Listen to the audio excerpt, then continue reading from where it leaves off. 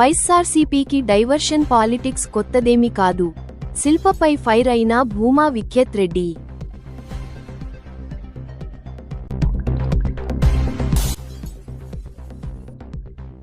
తమ్మరాజుపల్లిలో మందకృష్ణ మాదిగ జన్మదిన వేడుకలు ఘనం. ఎంఆర్పీఎస్ 32వ ఆవిర్భావ దినోత్సవ వేడుకలు. చేనేత సహకార సంఘానికి ఏకగ్రీవ ఎన్నికలు. అధ్యక్షుడిగా పడిగే సత్యం ఎంపిక.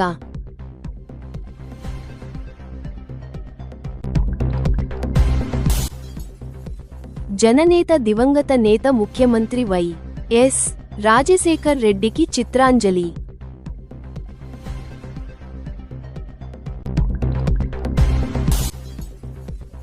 నంద్యాల అట్టహాసంగా వైఎస్ఆర్ విగ్రహ ఆవిష్కరణ. వచ్చే ఎన్నికల్లో నంద్యాలలో వైసీపీ జెండా ఎగరడం ఖాయం.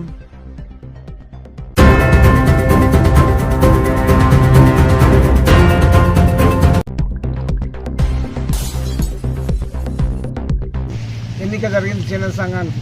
ఇది జగిపేట చరిత్రలో సువర్ణ అక్షరాలతో లిఖించబడినది ఈ ఎలక్షన్. ముఖ్యంగా మా గురువుగారు పెద్దలు గౌరవనీయులు దామోదర్ రాజనరసింహ ఆదేశానుసారం ఈ ఎలక్షన్ జరిగింది. ఆయన ఆధ్వర్యంలో ఆయన అనుకున్న మనుషులకు మాకు ఈ పదవులు అంటబెట్టాడు, ఈ పదవులు ఇచ్చాడు. దాని ద్వారా ఆయన ఆశీస్సులతో మేము సంఘాన్ని అభివృద్ధి చేయాలని మేము అనుకుంటున్నాం.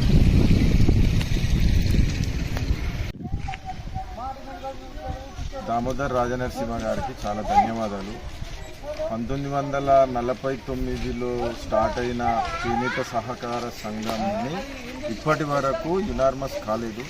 చరిత్రలోనే ఫస్ట్ టైం 2026లో యునార్మస్గా మేము బాధ్యతలు చేపట్టినందుకు ఆయన చొరవ చూపి మమ్మల్ని ముందుకు తీసుకుపోయినందుకు దామోదర్ రాజనరసింహ గారికి సార్ గారికి చాలా ధన్యవాదాలు చెప్తున్నాం మేము.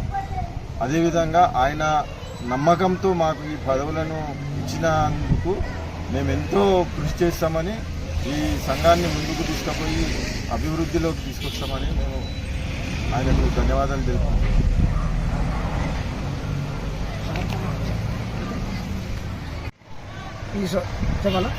ఈ సొసైటీకి ఇప్పుడు నన్ను అధ్యక్షునిగా ఎన్నుకున్నారు. ఉపాధ్యక్షునిగా పద్మ అనంతరాజ్, కోశాధ్యక్షునిగా తాటికొండ వెంకటేశం గారిని ఎన్నుకున్నారు. మిగిలిన ఇంక 7 మందికి డైరెక్టర్గా ఉన్నారు. ఇది సారు ఆదేశానుసారం జరిగిన ఎలక్షన్.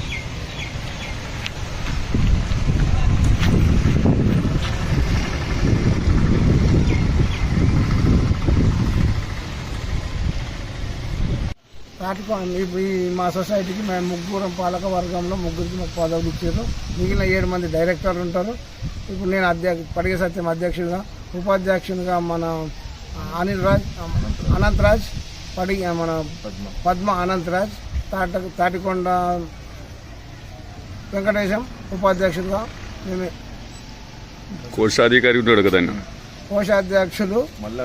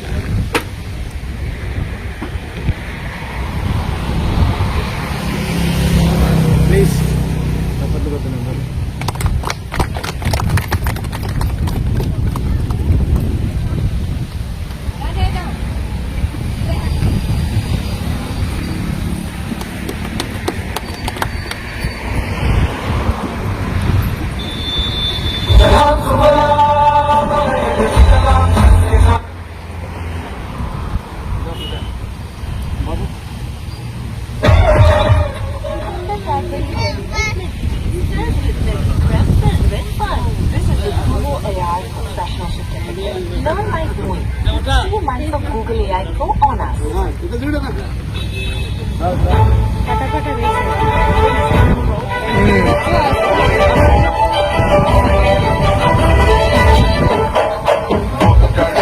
ఒక్కడు దళిత జాతి సూర్యుడు ఒక్కడే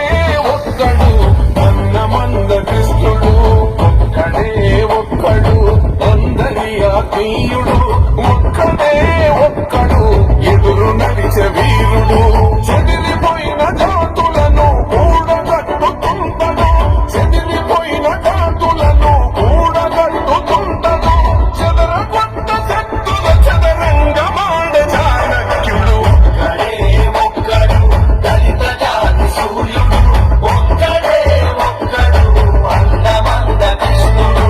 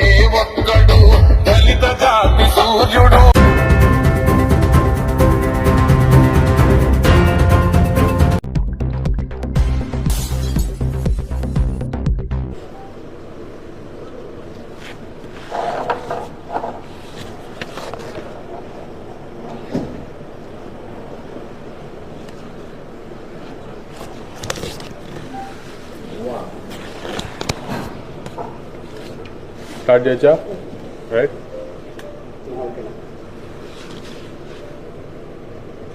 ఇక్కడికి విచ్చేసిన ప్రతి ఒక్కరికి నా హృదయపూర్వకమైన నమస్కారం తెలియజేసుకుంటున్నాను. మరి మనందరికీ బాగా అలవాటు వైసీపీ పార్టీ తరఫున వాళ్ళు ఏ విధంగా డైవర్షన్ పాలిటిక్స్ చేస్తారో గత కొన్ని సంవత్సరాలుగా మనం చూస్తూనే ఉన్నాం. వాళ్ళు అధికారంలో ఉన్నప్పుడైతేనేమి, ప్రతిపక్షంలో ఉన్నప్పుడైతేనేమి ఈ డైవర్షన్ రాజకీయాలు అనేది కొత్త ఏం కాదు. కాకపోతే ఈ మధ్యకాలంలో నంద్యాలలో మరీ అధ్వానంగా డైవర్షన్ పాలిటిక్స్ అనేది బాగా అలవాటు చేస్తున్నారు. అంటే మీరు చూసుకుంటే ఇక్కడున్న లోకల్గా ఉన్న శిల్ప కుటుంబము కాంట్రవర్సీని అడ్డుపెట్టుకొని ఏ విధంగా లబ్ధి పొందుతున్నారో మనం అందరము దగ్గరుండి చూస్తున్నారు. ప్రజలు ముఖ్యంగా గమనిస్తున్నారు. మీరు చూసుకుంటే గతంలో చంద్రబాబు నాయుడు గారు ప్రతిపక్ష నేతగా ఉన్నప్పుడు ఎప్పుడైతే నంద్యాలకు వచ్చినాడో ఇక్కడ ఎన్నికల ముందు మీటింగ్ పెట్టడానికి కరెక్ట్గా చంద్రబాబు నాయుడు గారు వచ్చిన రోజే అల్లు అర్జున్ పిలుచుకొని వస్తాడు ఈ శిల్పారావి.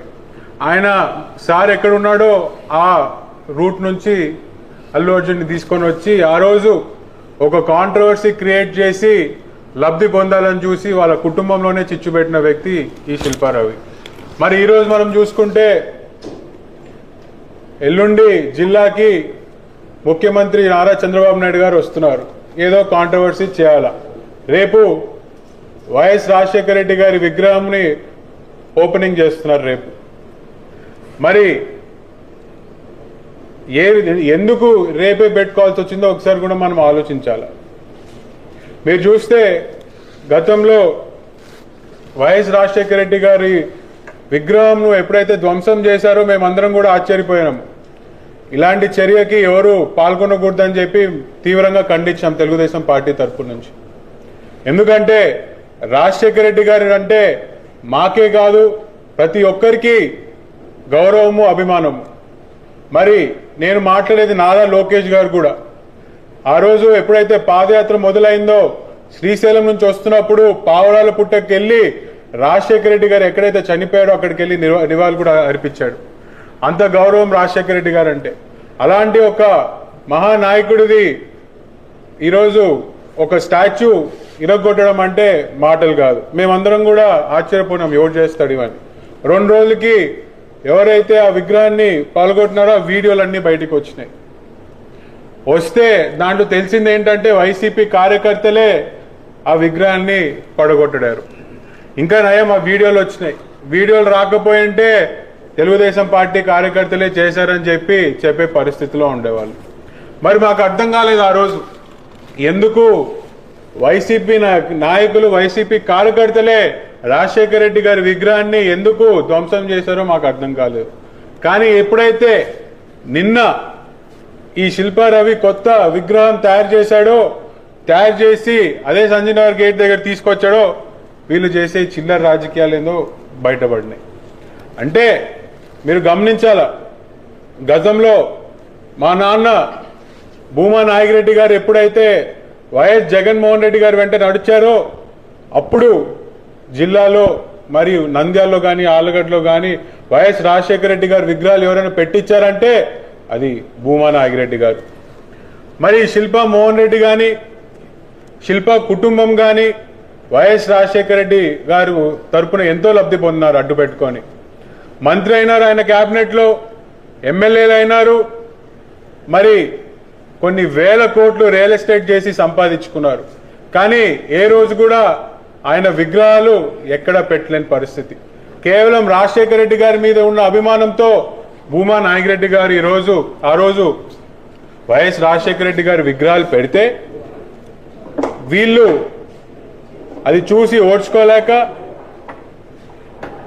భూమా నాగిరెడ్డి గారి శిలాపలకము వైఎస్ రాజశేఖర రెడ్డి గారి బొమ్మ కింద ఉందని చెప్పి తట్టుకోలేక ఈరోజు ఒక నీచపు రాజకీయాలకి తెర తీశారు.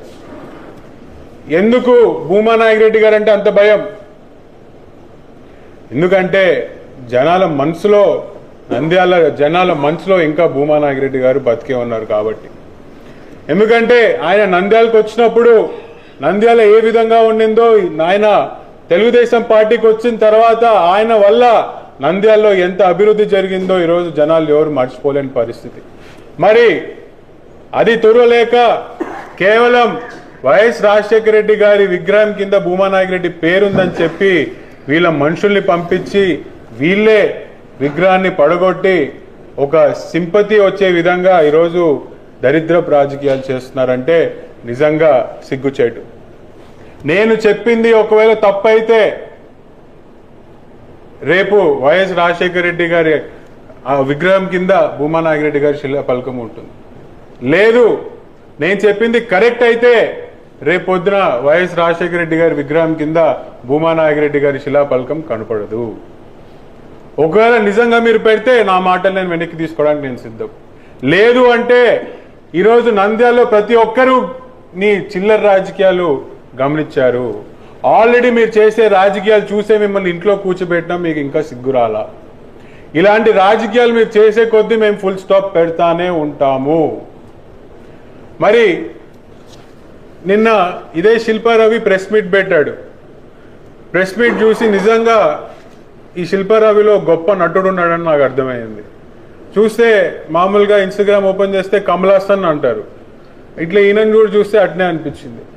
శిల్పా సహకారు తెలుగుదేశం పార్టీ ఈరోజు వెండేటా పాలిటిక్స్ చేస్తున్నారు. కక్షపూరితంగానే ఈరోజు శిల్పా సహకారం మూసివేద్దామని చెప్పి ఈరోజు చాలా బాధపడుతూ చాలా దీనంగా ప్రెస్ మీట్ ఇచ్చాడు నిన్న. కానీ వాస్తవాలు చూసుకుంటే శిల్పా సహకారు ఎవరు వాడట్లా. ఈ మధ్య వందే మాటలని ఈ మాటలని ఆ మాటలని చాలా వచ్చినాయి. వీళ్ళు ఇచ్చే ధరకే అక్కడ ఇస్తున్నారు. వీళ్ళు ఇచ్చేదానికంటే నాణ్యతమైన ప్రోడక్ట్స్ ఇంకా అక్కడ దొరుకుతున్నాయి. ఎవరు పోవట్ల, మూసుకున్న పరిస్థితి. అదే సమయంలో వీళ్ళ టెన్యూర్ అయిపోయింది. మార్కెట్ యార్డు టెండర్లకు పిలిస్తే దాన్ని అడ్డు పెట్టుకొని ఈరోజు కామన్ జనాలు ఈరోజు ఎవరైనా పార్టిసిపేట్ చేసే విధంగా 1000 రూపాయలు కడితే ఈరోజు మీరు టెండర్లో పార్టిసిపేట్ చేయొచ్చు. అలా అందరికీ అవకాశం కలిగించే విధంగా తెలుగుదేశం పార్టీ ముందరికి పోతే లేదు, మీరు కక్షపూరితంగానే ఈరోజు శిల్పా సహకార్ని మూపించారని చెప్పి చాలా బాధపడుతూ పాపం శిల్పారావు ప్రెస్ మీట్ ఇచ్చాడు. కానీ వాస్తవానికి శిల్పా సహకార్ ఎవడు వాడట్ల. మరి ఇంకా మాట్లాడుతూ నంద్యాల మార్కెట్ యార్డ్లో పార్టీ ఆఫీసు ఇచ్చినామని చెప్పి చాలా బాధపడినట్టున్నాడు రవి. ఎందుకు ఇక్కడ పెట్టుకోలేదు, అక్కడ పెట్టుకోలేదు? ప్రతిపక్షంలో ఉన్నప్పుడు మేము 100 సార్లు ప్రశ్నించినాం. మెడికల్ కాలేజు ఇంకా ఎందుకు, చాలా లొకేషన్లు ఉన్నాయి. ఇప్పుడు ఈయన చెప్పిన దాని ప్రకారమే షుగర్ ఫ్యాక్టరీ ఉంది, ఇంకోటి ఉంది, అక్కడ ఉంది. ఎందుకు అక్కడ పెట్టుకోవాలా? ఎందుకు తీసుకొచ్చి వీళ్ళ ఆస్తులు పక్కనే పెట్టుకున్నారు? ఆ రోజు ప్రశ్నించిన దానికి సమాధానం లేదు. ఇప్పుడు మళ్ళీ దాన్ని తిప్పి అంటే మూసుకోబోయే శిల్పా సహకార్ని ఏ విధంగా తిప్పి మా మీద బురద చల్లుతున్నాడో మీరు అందరూ గమనించాలి. ఇదే వైఎస్ఆర్సిపి కర్నూలులో 1.6 ఎకరాలు కర్నూలు సెంటర్లో ఆర్ఎస్ సర్కిల్లో 1600కి ఒక స్థలము లీజుకు తీసుకున్నారు. మరి అప్పుడు గుర్తు రాలేదా? అది మనం అడ్డుకుంటే దానికి కోర్టుకు పోయింది ఆనాటి జిల్లా పార్టీ ప్రెసిడెంట్. ఆ రోజు నంద్యాల ఎందుకు వీళ్ళు పార్టీ ఆఫీస్ పెట్టుకోలేదంటే అప్పటికి నంద్యాల ఇంకా జిల్లా అవ్వలేదు. ఇప్పుడు నంద్యాల జిల్లా అయింది, వాళ్ళు పెట్టుకోలేకపోయినామే అనే బాధతో ఈరోజు శిల్పా రవి మాట్లాడుతున్నాడే తప్ప దాంట్లో వీళ్ళు గత 5 సంవత్సరాలు చేసిన అవకతవకలు అన్ని చిట్టా బయటికి వస్తుంది. రెడ్ బుక్ లో మీ పేజ్ నెంబరు అతి తొందరలో తిరగబోతుంది, మీరందరూ జాగ్రత్తగా ఉండండి. కానీ ఏ విధంగా అయితే రాజశేఖర రెడ్డి గారిని మేమందరూ గౌరవిస్తాం, ఆయన పెట్టే స్టాచ్యూకి ఇంకా కావాలంటే మేము కూడా చేసి దానికి సహకరించడానికి సిద్ధం. కానీ ఇటువంటి నీచపు రాజకీయాలు ఈ శిల్పా కుటుంబము మానుకోవాలని చెప్పి కూడా నేను తెలియజేస్తున్నాను. ఇటువంటివి జనాలు ఎవరు హర్షించే పరిస్థితిలో కూడా ఉండరు. మళ్ళీ రేపు పొద్దున లోకల్ బాడీ ఎన్నికల్లో చెప్పు దెబ్బలు మీరు తింటారు ఇట్లాంటి రాజకీయాలు మీరు చేస్తే అని చెప్పి కూడా ఈ సందర్భంగా నేను తెలియజేస్తాను.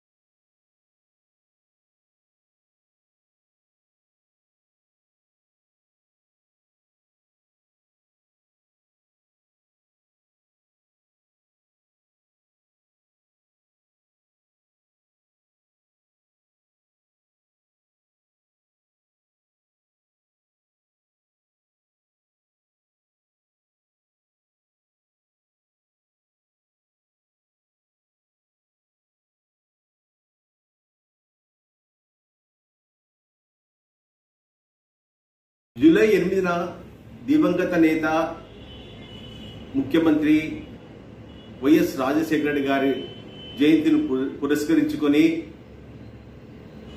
ఒక వినూత్నంగా ఆయన చిత్రాలు వేశాను. 14 అంగుళాల పొడుగు 11 అంగుళాల వెడల్పు గల డ్రాయింగ్ చార్ట్ మీద మైక్రో పెన్తో కలర్ పెన్సిల్స్తో 8 చిత్రాలు వేశాను. ఈ చిత్రం వేయడానికి 6 గంటల సమయం పట్టింది. నేను వేసిన ఈ చిత్రంలో వైఎస్ రాజశేఖర రెడ్డి తన దైన శైలిలో నవ్వుతూ ఉన్నట్లుగా, తర్వాత బాల్యంలో ఎలా ఉన్నాడు, ఎన్సిసి డ్రెస్సులో అంటే విద్యార్థిగా ఉన్నప్పుడు ఎలా ఉన్నాడు, వైద్య విద్యార్థిగా ఉన్నప్పుడు ఎలా ఉన్నాడు అంటే పుస్తకం చదువుకున్నట్టు వేశాడు.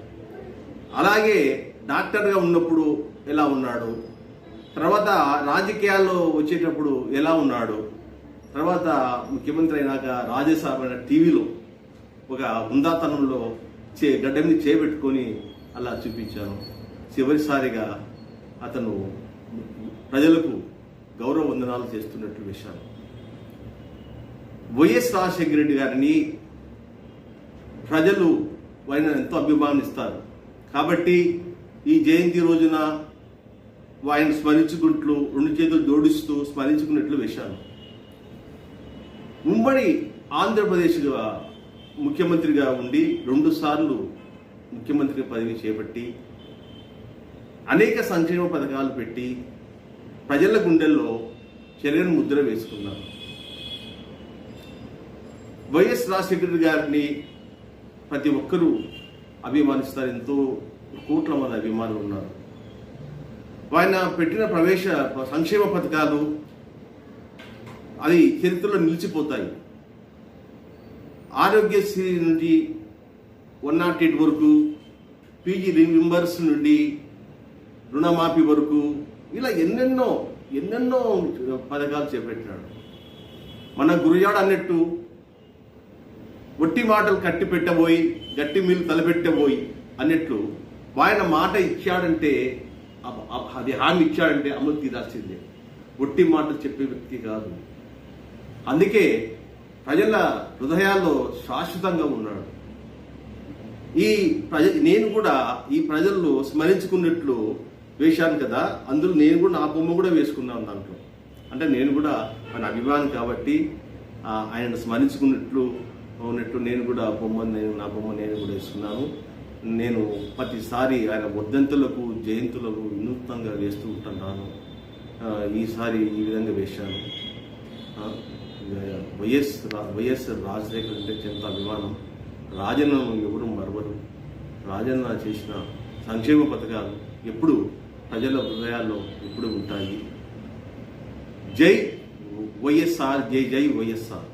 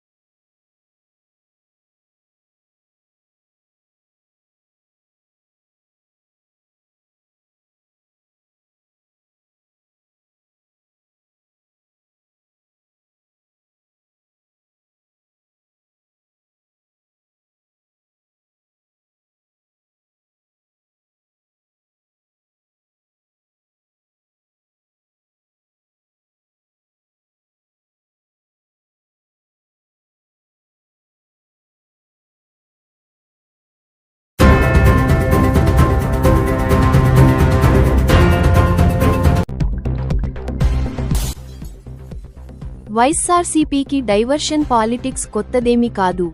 శిల్పపై ఫైర్ అయిన భూమా విఖ్యత్ రెడ్డి.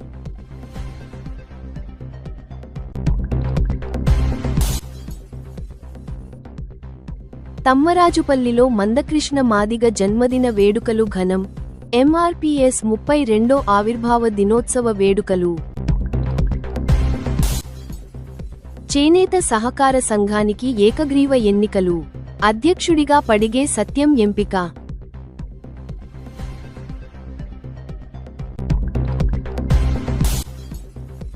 జననేత దివంగత నేత ముఖ్యమంత్రి వై.ఎస్. రాజశేఖర్ రెడ్డికి చిత్రాంజలి.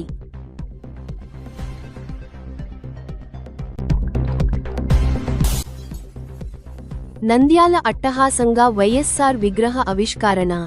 వచ్చే ఎన్నికల్లో నంద్యాలలో వైసీపీ జెండా ఎగరడం ఖాయం.